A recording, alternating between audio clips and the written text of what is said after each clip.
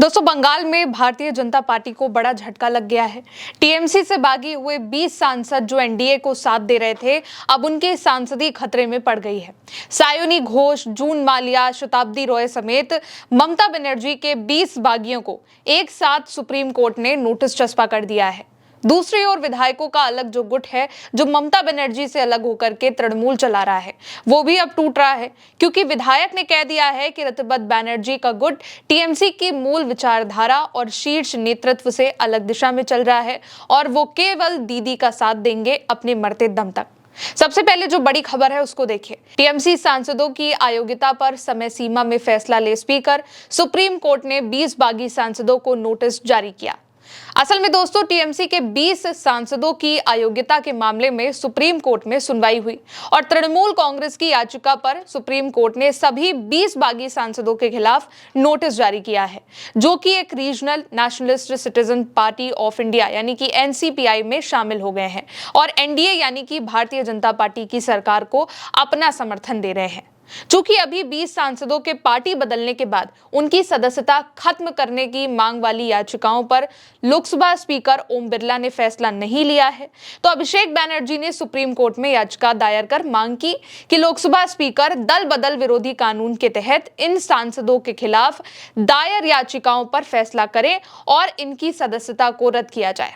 TMC का कहना यह है कि ये 20 बागी सांसद टीएमसी के टिकट पर चुने गए थे। उन्होंने पार्टी छोड़ दी, इसलिए दल बदल माना जाना चाहिए और उनकी सदस्यता को भी रद्द किया जाना चाहिए। 9 जून को स्पीकर के पास 20 अलग अलग अयोग्यता याचिकाएं आई, लेकिन फैसला नहीं आया। खुद अभिषेक बैनर्जी, कल्याण बनर्जी, महुआ मोइत्रा, इन्होंने स्पीकर ओम बिरला से मुलाकात करी। इसलिए जब फैसला नहीं आया तो वो सुप्रीम कोर्ट गए, मांग करी कि स्पीकर को जल्द फैसला करने का निर्देश दिया जाए। सीजेआई सूर्यकांत, जस्टिस जयमाल्या बागची और जस्टिस वी मोहना की बेंच ने सुनवाई करी, जिसके बाद स्पीकर की ओर से पेश सॉलिसिटर जनरल तुषार मेहता के अनुरोध पर सुप्रीम कोर्ट ने अभी लोकसभा स्पीकर को कोई नोटिस जारी करने को तो नहीं कहा है, लेकिन तुषार मेहता की ओर से ये कहा गया कि वो स्पीकर से इस बारे में निर्देश लेकर कोर्ट को अवगत कराएंगे।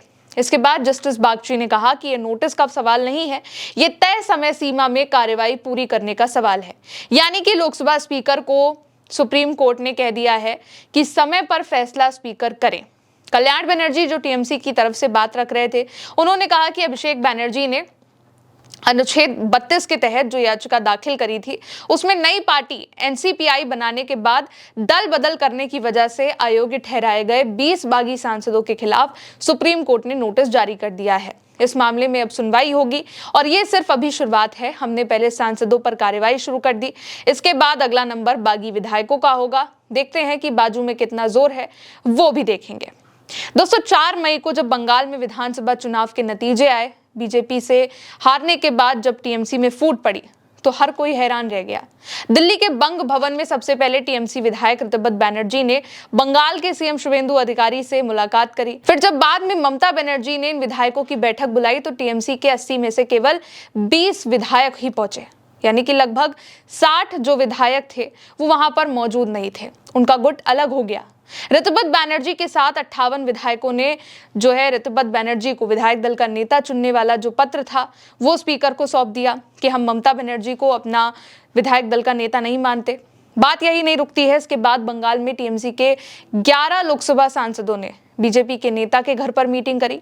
फिर 19 बागी सांसदों की एक लिस्ट आई, जिसमें वो चेहरे थे जो ममता बनर्जी के खास और भरोसेमंद थे, जो पूरे बंगाल चुनाव में ममता बनर्जी के लिए वोट मांग रहे थे, जिसमें सायोनी घोष थी, जून माल्या थी, काकोली घोष थी, यूसुफ पठान थे। तमाम वो नाम थे जिन पर ममता बनर्जी कभी आंख बंद करके भरोसा करती थी।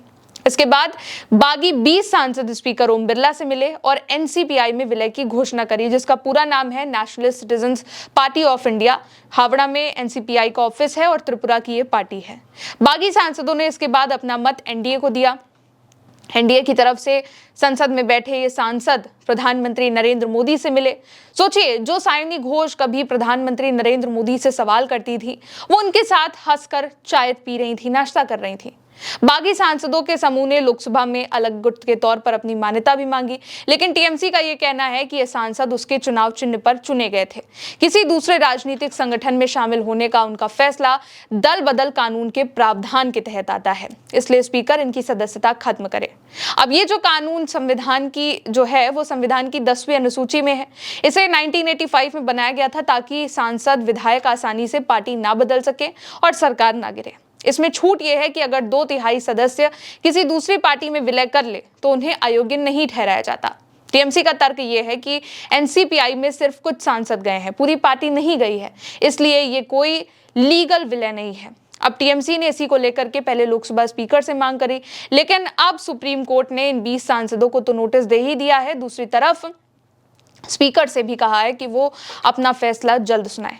एक और जो खबर है जो बंगाल में बीजेपी को झटका है वो ये कि उत्तर 24 परगना की आमडांगा विधानसभा सीट से विधायक मोहम्मद कासिम सिद्दीकी ने ऋतुपत बैनर्जी गुट से अलग होने का ऐलान कर दिया है। विधायक कासिम ने दावा किया है कि उनको और दूसरे विधायकों को ये कहकर गुमराह किया गया था कि ये गुट दीदी के ही मार्गदर्शन में काम कर रहे हैं। उनको ये बिल्कुल नहीं पता था कि ऋतुपत बैनर्जी का गुट टीएमसी की मूल विचारधारा शीर्ष नेतृत्व से अलग दिशा में चल रहा है। और विधायक कासिम ने कहा है कि ममता बनर्जी की वजह से ही वो विधायक बने हैं और मरते दम तक दीदी के साथ रहेंगे।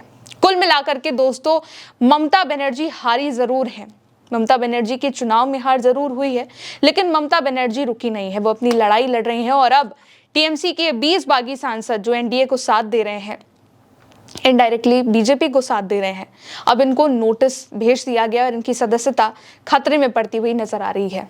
आप क्या सोचते हैं कमेंट में जरूर लिखिएगा। मेरे साथ इस खबर में इतना ही। नमस्ते।